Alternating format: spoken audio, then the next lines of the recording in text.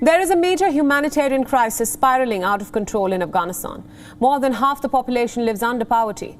The country witnessed its second major drought in 2 years, and people rely heavily on aid services for even the most basic commodities. And if that was not enough, the Taliban takeover has multiplied the problems for the desperate Afghans. There is no government in place as of now, no setup for exports, no jobs for the youth. Those who can are fleeing the country, and those who remain pray to make ends meet. Here's our report with more. Armed Taliban fighters stood guard at the closed airport in Kabul, where planes sat idle on the tarmac on Thursday, as Afghanistan's Taliban rulers prepared to unveil their new government, and some residents worried about their new reality. I have no hope for the future, because you also better know the situation. Every person wants to go outside from the country because they have no jobs, they have no business, they have no facility for the people to do.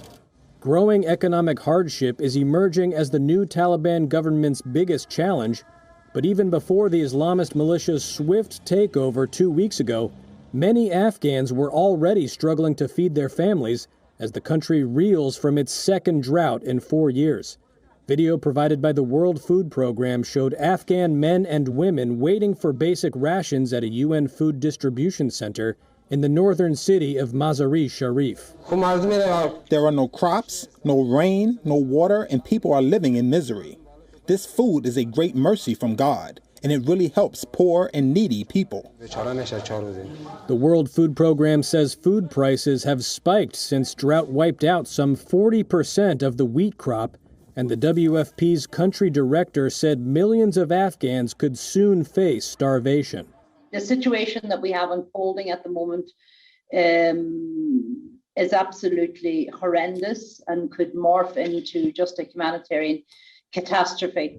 Adding to the misery of drought and an economy on the verge of collapse is continued conflict. On Thursday, fighters loyal to local leader Ahmed Massoud, seen here marching last week, battled Taliban forces in Afghanistan's Panjshir Valley, the last province resisting rule by the Taliban. Each side said it had inflicted heavy casualties, and the rebel fighters have pledged to hold out against the Taliban for as long as they can. WION World is now available in your country. Download the app now and get all the news updates on the move.